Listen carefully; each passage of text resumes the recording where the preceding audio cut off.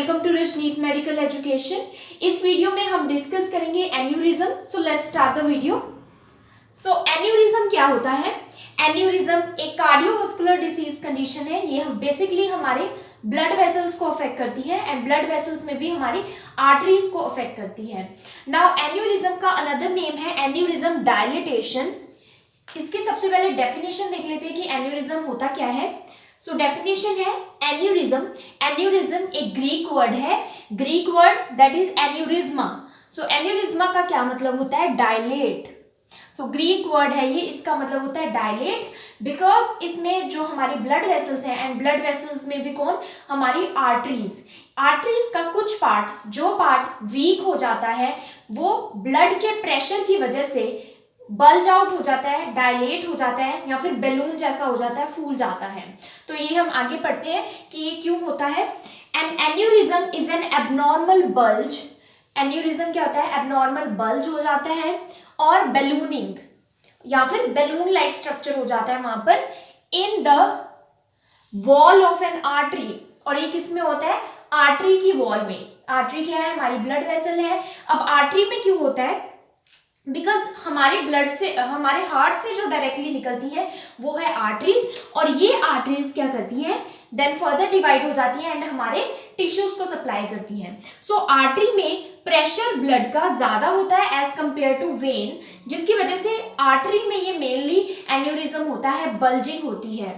Now aneurysm occurs when the blood pressure या फिर pressure of blood passing through part of weakened artery forces the vessel to bulge outward.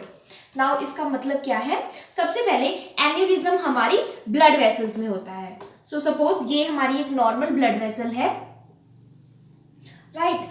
अब heart से जो blood vessel निकल रही है direct, वो क्या है? सबसे जो लार्ज है वो है आयोटा। सो सपोज ये आयोटा है और आयोटा हमारी हार्ट से निकली है, उसमें ब्लड का प्रेशर थोड़ा ज्यादा होगा as compare to other arteries, क्योंकि ब्लड प्रेशर जो है धीरे धीरे वेन्स तक पहुंचते हुए कम हो जाता है। इसलिए बेसिकली या फिर मेनली जो एन्यूरिज्म होता है ये हमारी आर्टरीज की वॉल में होता है।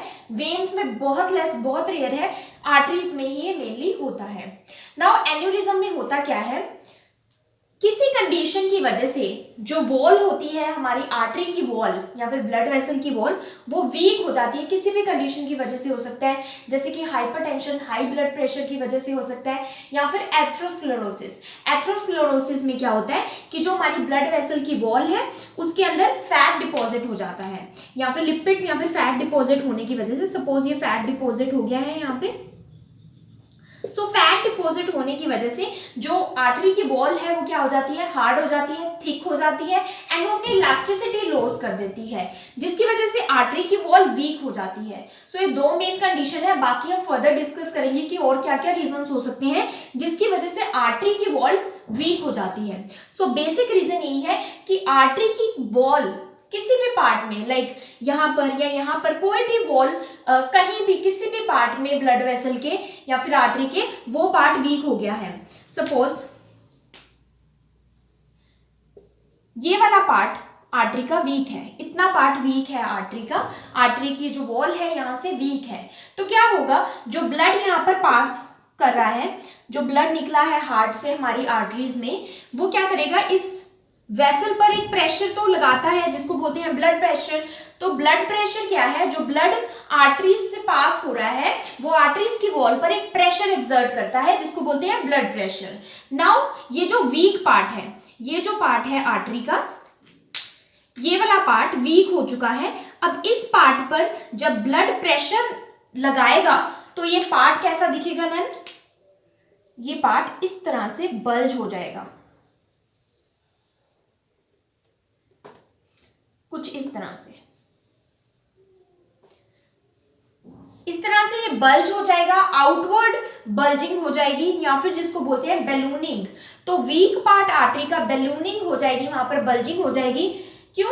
क्योंकि ये पार्ट वीक हो चुका था आर्टरी का, किसी भी रीजन की वजह से वीक हो चुका था, और जो ब्लड वहां से पास कर रहा था वो ब्लड प्रेशर एक्सर्ट कर रहा था वॉल पर आर्टरी की, और जहां से वीक आर्टरी थी वहां से जब प्रेशर एक्सर्ट हुआ तो वॉल जो है आर्टरी की वो इस तरह से बल्ज हो गई या बैलून हो गई।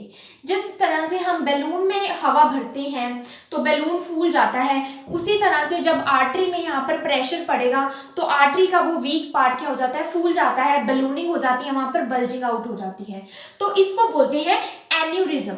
सो ये बेसिकली किस वजह से होता है, ब्लड जब यहाँ पर प्रेशर लगाता है वीक पार्ट में, जो वीक पार्ट हो चुका है आर्टरी का, तो वो पार्ट वीक पार्ट बलूनिंग हो जाती है, उसकी बल्जिंग आउट हो जाती है, आउट पाउचिंग हो जाती है, जिसको बोलते हैं एन्यूरिज्म। नाउ अब ये एन्यूरिज्म क्या हो सकता है, वैसे तो ये कोई सिम्टम शो नहीं करता, ये एसिम्टोमेटिक होते हैं अगर ये माइल्ड हैं। जैसे जैसे इनका साइज बड़ा होता जाएगा, क्योंकि अगर क्रॉनिकली लॉन्ग टर्म से इस वीक पार्ट पर प्रेशर पड़ रहा है तो इसका साइज इंक्रीज होता जाएगा, लार्ज होता जाएगा।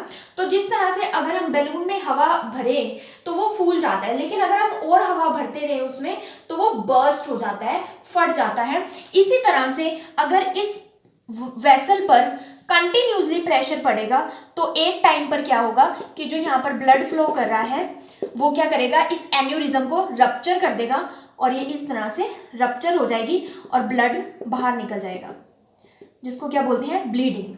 सो ये इंटरनल ब्लीडिंग या फिर हैमरेज हो सकता है, बिकॉज अगर क्रॉनिकली लॉन्ग टर्म से इस वीक पार्ट पर प्रेशर पड़ रहा है तो ये एन्यूरिज्म क्या हो सकता है, रप्चर भी हो सकता है। अगर ये रप्चर हो जाता है तो ये लाइफ थ्रेटनिंग कंडीशन कोज करता है, सीरियस कॉम्प्लिकेशंस कोज करता है, जैसे कि स्ट्रोक में क्या है, हमारी अगर ब्रेन की कोई आर्टरी रप्चर हो जाती है तो इंटरनल ब्लीडिंग होने की वजह से ब्रेन के पार्ट्स को ब्लड नहीं पहुंच पाता, इनफ न्यूट्रिएंट्स ऑक्सीजन नहीं पहुंच पाते, या फिर और भी कोई वाइटल ऑर्गन जहां पर ये बर्स्ट हो जाता है, देन ये सीरियस लाइफ थ्रेटनिंग कंडीशंस कोज करता है। अब नाउ जो एन्यूरिज्म है ये कहां पर होता है, मेनली ये हमारे आयोटा में होता है। आयोटा क्योंकि हार्ट से बिल्कुल डायरेक्टली निकल रही है, हार्ट से जो मेन आर्टरी जो ब्लड लेकर जा रही है हमारे ऑर्गन्स तक, वो क्या है, आयोटा। सो आयोटा जो हमारे लेफ्ट वेंट्रिकल से निकल रही है, this is a main artery जो कि ब्लड लेकर जा रही है। सो सबसे ज्यादा चांसेस आयोटा में होते हैं एन्यूरिज्म होने के। देन उसके बाद हमारे ब्रेन में होते हैं, ब्रेन में जो सर्कल ऑफ वेल्स है वहां पर चांसेस ज्यादा होते हैं, जो ब्रेन को आर्टरीज ब्लड सप्लाई कर रही है उनमें होते हैं। देन स्प्लीन में होते हैं, इंटेस्टाइन की आर्टरीज में होते हैं ज्यादा चांसेस, जो हमारी लेग्स की या फिर पेरिफ्री की आर्टरीज हैं उनमें होते हैं, जैसे कि ग्रोइन रीजन की है या फिर कैरोटिड आर्टरी है। देन हम फर्दर हम डिस्कस करेंगे सारी आर्टरीज को कि किन किन आर्टरीज में बेसिकली एन्यूरिज्म होता है। Next is classification of aneurysm. So aneurysm को हम कैसे क्लासिफाई करेंगे, सो फर्स्ट क्लासिफिकेशन है according to cause. So cause के बेसिस पर हम एन्यूरिज्म को क्लासिफाई करेंगे। फर्स्ट इज ट्रू एन्यूरिज्म और second is false aneurysm. So true aneurysm क्या होता है, ट्रू एन्यूरिज्म होता है involves all 3 layers of walls of artery. So artery की जो वेसल है, suppose this is a artery, और इसकी जो वॉल है उसमें 3 लेयर्स होती है। सबसे इनर जो होती है इंटिमा होती है, बीच वाली मीडिया होती है, आउटर जो होती है एडवेंटिशिया होती है जो कि फाइब्रस लेयर होती है। सो ट्रू एन्यूरिज्म में तीनों लेयर्स इन्वॉल्व होंगी, इट मीन्स तीनों लेयर्स बल्ज आउट होंगी, बैलूनिंग होगी तीनों लेयर्स की। सो ट्रू एन्यूरिज्म तभी हम उसे कहेंगे जब तीनों लेयर्स जो है आर्टरी की वॉल की वो इन्वॉल्व होगी। ये क्यों होती है, result of slow weakening of the arterial wall. जब आर्टरी की जो वॉल है वो वीक होती जाती है with time. So slow weakening जब होती है आर्टरी की वॉल की, अब वो वीकनिंग क्यों होगी, आर्टरी की वॉल वीक क्यों होगी, क्योंकि लॉन्ग टर्म से कोई कंडीशन है जो आर्टरी की वॉल को वीक बना रही है।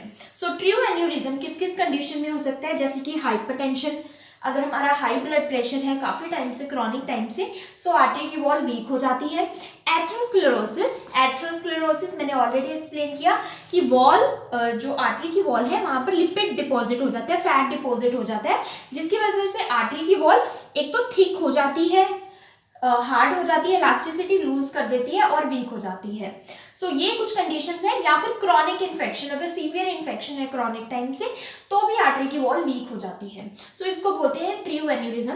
नाउ फॉल्स एन्यूरिज्म या फिर स्यूडो एन्यूरिज्म। सो स्यूडो का मतलब भी फॉल्स होता है। सो फॉल्स एन्यूरिज्म हम किसे कहेंगे? Outer layer is involve. So false aneurysm हम तब कहेंगे जब आर्टरी की ओनली आउटर लेयर इन्वॉल्व है। आउटर लेयर कौन सी है? ये एडवेंटिशिया, जो कि फाइब्रस लेयर है, हार्ड लेयर है। अब ये क्यों होता है? Caused by traumatic break in arterial wall. जब आर्टरी की जो वॉल है उसमें कुछ ट्रॉमा हो गया है, कुछ इंजरी होने की वजह से वहां पर एन्यूरिज्म हो गया है। अब ये क्यों हो सकता है? सपोज अगर नाइफ से इंजरी की गई है, बुलेट शॉट है तब इंजरी की गई है, या फिर कार एक्सीडेंट में इंजरी हुई है आर्टरी की वॉल पर, या फिर कोई सर्जरी के ड्यूरिंग कोई प्रोसीजर ऐसा कर रहे हैं जिसमें आर्टरी की इंजरी हो गई, जैसे इंजेक्शन वहां पर इंसर्ट किया तो आर्टरी की आउटर वॉल इंजर्ड हो चुकी है, एंजियोग्राफी के ड्यूरिंग इंजर्ड हो चुकी है। सो सर्जिकल या फिर ट्रॉमेटिक एक्सीडेंट के कारण इंजरी जो हुई है वो पूरी वॉल में नहीं हुई, ब्लड वेसल की पूरी वॉल में नहीं हुई, आउटर वॉल में हुई है, उसको बोलते हैं फॉल्स या फिर pseudo aneurysm. Next classification is based upon size. So size के बेसिस पर भी क्लासिफाई है एन्यूरिज्म। सो फर्स्ट क्लासिफिकेशन है fusiform aneurysm, second is saccular aneurysm and third is dissecting aneurysm. So first है fusiform aneurysm. Fusiform aneurysm involves entire circumference of arterial segment, that is whole artery. तो इसमें whole artery, suppose ये एक artery है, सो ये fully involve होगी, कोई part नहीं, सारी साइड से ही आर्टरी, मतलब होल सर्कमफ्रेंस जो है आर्टरी की वो इन्वॉल्व होगी, होल सर्कमफ्रेंस में एन्यूरिज्म होगा। सो ये एक ब्लड वेसल है, इसमें ये होल सर्कमफ्रेंस इन्वॉल्व हो रहा है, मतलब चारों साइड से ही एन्यूरिज्म हुआ है। एंड ये वाला जो एन्यूरिज्म है, ये वाली जो बल्जिंग है, बैलूनिंग है या फिर ब्लिस्टर फॉर्मेशन है, ये ज्यादा एरिया को इन्वॉल्व करती है, that is fusiform aneurysm. Second आता है secular aneurysm. Secular aneurysm involve distension of vessel projecting from one side. अब इसमें ये पूरी आर्टरी इन्वॉल्व नहीं होगी, पूरी सर्कमफ्रेंस आर्टरी की वॉल की इन्वॉल्व नहीं होगी, इसमें एक साइड इन्वॉल्व होगी। जैसे कि इस साइड से तो आर्टरी वॉल नॉर्मल है, लेकिन इस साइड से आर्टरी वॉल में क्या हो गया है? प्रोजेक्शन हो गया है, बैलूनिंग हो गई है या फिर ब्लिस्टर फॉर्मेशन हो गई है। सो ये बेसिकली स्फेरिकल शेप में होता है सेक्युलर एन्यूरिज्म, प्लस इसमें जो है ब्लड सर्कुलेशन भी अफेक्ट होती है। सो यहाँ पर इतना ज्यादा अफेक्ट नहीं होगा।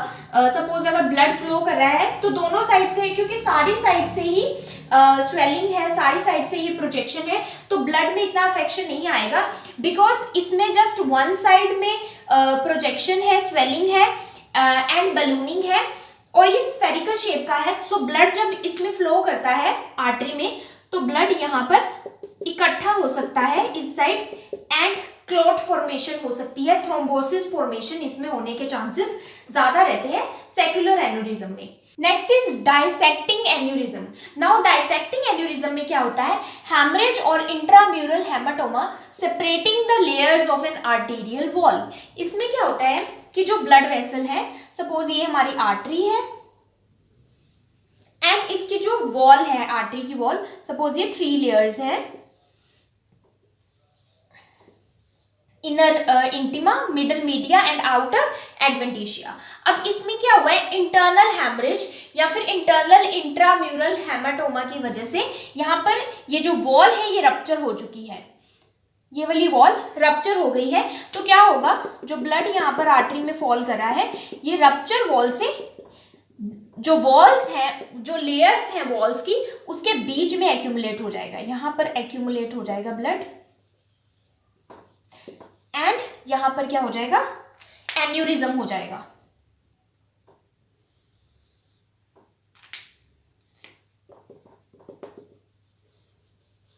सो इंटरनल हैमरेज या फिर इंट्राम्यूरल हेमाटोमा की वजह से जो लेयर्स हैं आर्टरी की वॉल की, उसमें ब्लड एक्यूमुलेट हो जाता है, जिसको बोलते हैं डायसेक्टिंग एन्यूरिज्म।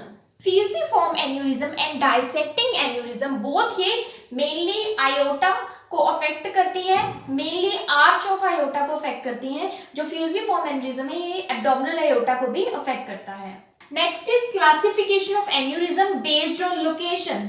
सो लोकेशन के बेसिस पर क्लासिफाई है एन्यूरिज्म, या फिर आप बोल सकते हैं types of aneurysm based on location. So कहाँ कहाँ पर एन्यूरिज्म होता है? सो जो मेन एन्यूरिज्म सबसे कॉमनली होता है वो होता है आयोटिक एन्यूरिज्म, या फिर उसके बाद ब्रेन में सेरिब्रल एन्यूरिज्म, एंड उसके बाद renal and peripheral aneurysm. So first जो मेन है वो है आयोटिक एन्यूरिज्म। आयोटिक एन्यूरिज्म जो आयोटा है, आयोटा क्या है? हमारी मेन आर्टरी है, लार्जर आर्टरी है जो कि हार्ट से निकलती है, लेफ्ट वेंट्रिकल हार्ट के उससे निकलती है, एंड हमारे पूरी बॉडी को देन फर्दर डिवाइड होकर ब्लड सप्लाई प्रोवाइड करती है। सो आयोटा में ज्यादा चांसेस है कि एन्यूरिज्म हो सकता है, बिकॉज वो जस्ट नेक्स्ट टू हार्ट है, ब्लड प्रेशर राइज होता है, हार्ट से जैसे ही निकलता है ब्लड का प्रेशर थोड़ा सा ज्यादा राइज होता है, इसलिए आयोटा में ज्यादा चांसेस होते हैं। सो आयोटा हमें पता है 2 में डिवाइडेड होता है। एक हमारा थोरेसिक आयोटा, थोरेसिक आयोटा होता है जब थोरेक्स रीजन से, चेस्ट से आयोटा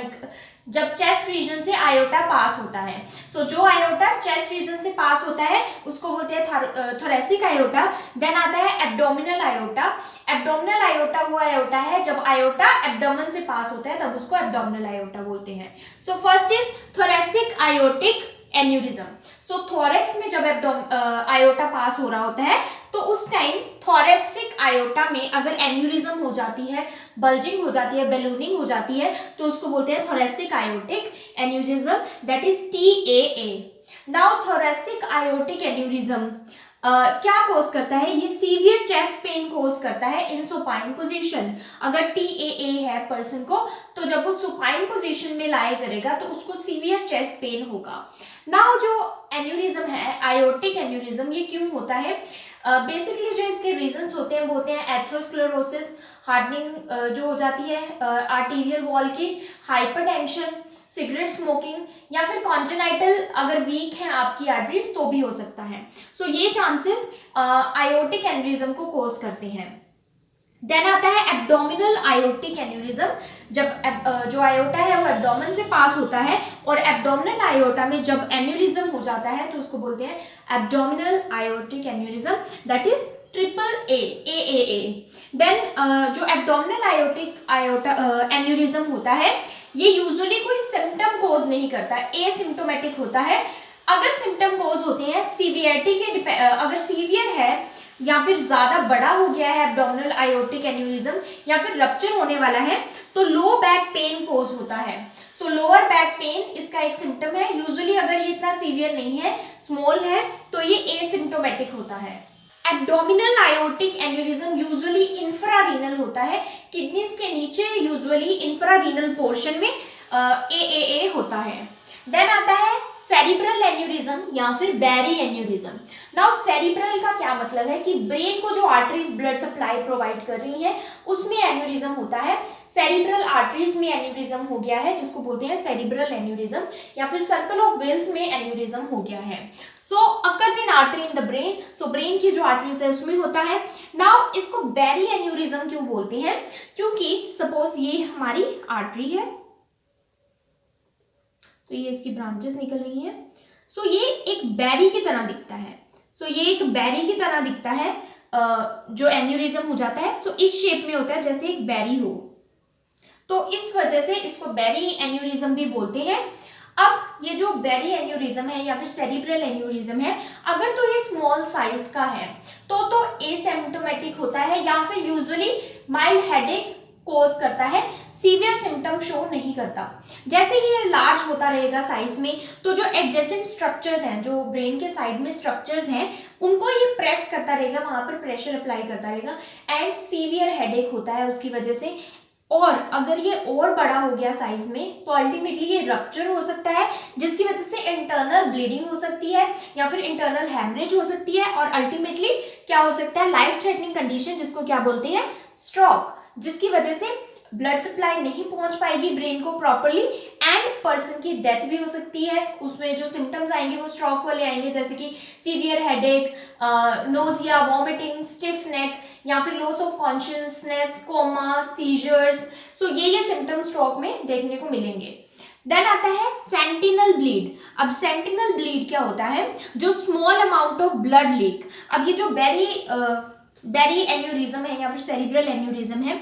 सो कई बार क्या होता है, इससे small amount of blood leak होता है जिसको बोलते हैं सेंटिनल ब्लीड। अब ये सेंटिनल ब्लीड भी बहुत ज़्यादा सीवियर नहीं होता, ये बहुत सीवियर हेडेक कॉज करता है। सो इसमें जो सिम्टम रहता है वो पर्सन को हेडेक रहता है हर time. So this is about cerebral aneurysm. Next is renal and peripheral aneurysm.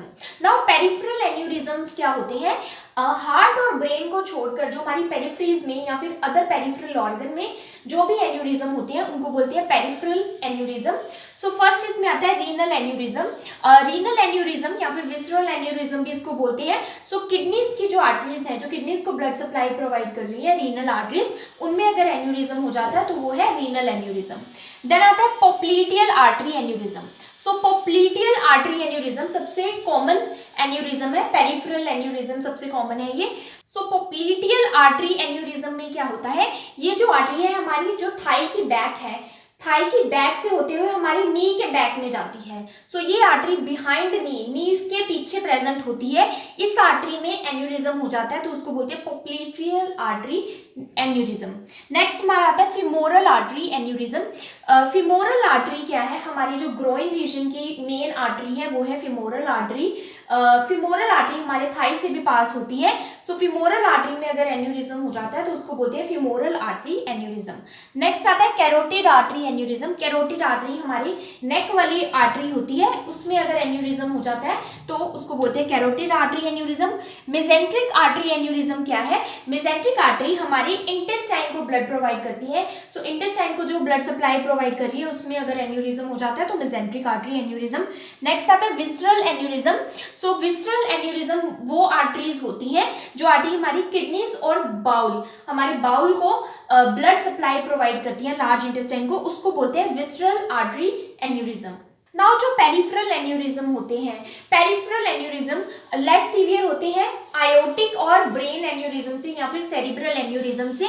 लेकिन अगर पेरिफेरल एन्यूरिज्म लार्ज हो जाते हैं तो वो प्रॉब्लम कोज करते हैं, जैसे कि जो अंडरलाइंग स्ट्रक्चर्स हैं उन पर प्रेशर अप्लाई होता है, उसकी वजह से स्वेलिंग हो सकती है, नंबनेस हो सकती है, पेन हो सकती है जिस भी स्ट्रक्चर में एन्यूरिज्म हुआ है। प्लस अगर पेरिफेरल एन्यूरिज्म में क्या चांसेस होते हैं, क्लोट बनने के चांसेस होते हैं ज़्यादा। तो अगर क्लोट फॉर्मेशन हो जाती है और वहाँ से क्लोट निकलकर किसी ऑर्गन की आर्टरी में जाता है तो अल्टीमेटली प्रॉब्लम कोज करता है। Now causes and risk factors of aneurysm. So क्या क्या रिस्क फैक्टर्स हैं या कोजेज हैं जो एन्यूरिज्म के चांसेस को इंक्रीज करते हैं। सो फर्स्ट है कॉन्जेनाइटल एब्नॉर्मेलिटी। इफ हमारी कॉन्जेनाइटल एब्नॉर्मेलिटी है, हमारी जो आर्टरीज है वो बर्थ से ही वीक है, उनमें कोई डिफेक्ट है, स्पेशली अगर आयोटा में बर्थ से ही कोई डिफेक्ट है, उनकी जो वॉल्स हैं वो वीक है, सो एक कॉन्जेनाइटल एब्नॉर्मेलिटी की वजह से भी एन्यूरिज्म हो सकता है। देन नेक्स्ट रिस्क फैक्टर है एज। सो अगर इंक्रीज एज है, सो एज के साथ साथ एन्यूरिज्म के चांसेस इंक्रीज होते रहते हैं। अगर आप ओल्डर एज में है तो एन्यूरिज्म के चांसेस ज़्यादा इंक्रीज हो जाते हैं। देन है डिफेक्टिव जीन या फिर इनहेरिटेड। सो ये हमारे जो फैमिली है उससे भी इनहेरिट हो सकता है। अगर कोई डिफेक्टिव जीन किसी पेरेंट में प्रेजेंट है सो जनरेशन टू जनरेशन ये इनहेरिट भी होता है। देन है एथेरोस्क्लेरोसिस। एथेरोस्क्लेरोसिस एक इम्पॉर्टेंट कोज है। अगर हमारी आर्टरीज में फैट या फिर लिपिड की डिपोजिशन हो गई है, उसकी वॉल में वहां पर फैट एक्यूमुलेट हो गया है तो आर्टरीज हमारी हार्ड हो जाती है, थिक हो जाती है, इलास्टिन उसका लूज हो जाता है, इलास्टिसिटी नहीं रहती है आर्टरीज की वॉल में एंड इवेंचुअली वो वीक हो जाती है जिसकी वजह से एन्यूरिज्म हो जाता है। Then high blood pressure. Blood pressure का हाई होना नेक्स्ट इंपॉर्टेंट कोज है। अगर परसिस्टेंट या फिर लॉन्ग टर्म से हमारा ब्लड प्रेशर हाई है तो फिर आर्टरीज की जो वॉल्स हैं उस पर प्रेशर ब्लड का ज़्यादा पड़ता है। अगर कोई वीक पार्ट है तो वो बल्ज आउट हो जाता है और एन्यूरिज्म के चांसेस इंक्रीज हो जाते हैं। देन आता है स्मोकिंग, टोबैको, अल्कोहल। तो स्मोकिंग इंक्रीज कर देता है बहुत ज़्यादा रिस्क को, स्पेशली सेरिब्रल एन्यूरिज्म के चांसेस को इंक्रीज कर देता है। देन टोबैको या फिर अल्कोहल कंजप्शन एक्सेसिवली इंक्रीज कर देती है एन्यूरिज्म के चांसेस को। देन आता है ओबेसिटी। अगर आप ओबीज हैं या ओवरवेट है तो एन्यूरिज्म के चांसेस इंक्रीज हो जाते हैं। देन आता है वस्कुलाइटिस। वस्कुलाइटिस अगर हमारे ब्लड वेसल्स में इंफ्लामेशन है तो वॉल्स वीक हो जाती है, एन्यूरिज्म हो जाता है। Then trauma. अगर हमारी ब्लड वेसल्स में इंजरी हो गई है, ट्रोमा हो गया है, अगर नाइफ से इंजरी हुई है, बुलेट से इंजरी हुई है या फिर कोई ब्लो हमारे फोर्स पड़ा है हमारी ब्लड वेसल्स पर, सपोज अगर चेस्ट की ब्लड वेसल पर फोर्स पड़ा है, जैसे कि कार एक्सीडेंट्स में हो सकता है, तो उस वजह से भी एन्यूरिज्म हो जाता है। देन आता है इन्फेक्शंस, अगर सीवियर इन्फेक्शंस है, सेप्टिसीमिया है, तो हमारे जो ब्लड वेसल्स की जो वॉल्स हैं वो वीक हो जाती है, जैसे कि अनट्रीटेड सिफिलिस। सो अगर थर्ड स्टेज सिफिलिस है तो उसमें भी हमारी वॉल्स वीक हो जाती हैं। देन ट्यूबरक्लोसिस में भी जो हमारी वॉल्स हैं आर्टरीज की वो वीक हो जाती हैं। देन आता है high cholesterol. High cholesterol again एक रिस्क फैक्टर है, क्योंकि हाई कोलेस्ट्रॉल से क्या होगा, फैट और लिपिड्स की डिपोजिशन हमारी आर्टरी की वॉल में होगी, एंड इवेंचुअली कौन सी कंडीशन हो सकती है, एथेरोस्क्लेरोसिस। देन आता है Marfan syndrome. Marfan syndrome connective tissue disorder है, इसमें भी हमारे जो वॉल्स है आर्टरीज की वो वीक हो जाती है। देन आता है polycystic kidney disease. Polycystic kidney disease में हमारा जो ब्लड प्रेशर है वो राइज होता है, क्योंकि पीकेडी में हमारा ब्लड प्रेशर इंक्रीज होता है और जिसकी वजह से एन्यूरिज्म हो सकता है। देन आता है कॉपर डेफिशिएंसी। अगर कॉपर की डेफिशिएंसी है हमारी बॉडी में, तो कॉपर की डेफिशिएंसी से क्या होता है, जो हमारा इलास्टिन है वो लॉस होता है, एंड इलास्टिसिटी लॉस होती है हमारी ब्लड वेसल्स की, जिसकी वजह से ब्लड वेसल्स की जो वॉल है वो थिन हो जाती है, अल्टीमेटली एन्यूरिज्म उसमें इजिली हो सकता है। इसमें कॉपर डेफिशिएंसी भी एक कॉज है एन्यूरिज्म होने का। This is the part 1 of aneurysm. Part 2 will be explained in next video. So if you understood this video, please like, subscribe and share my channel. Also do support women empowerment. Thank you for watching.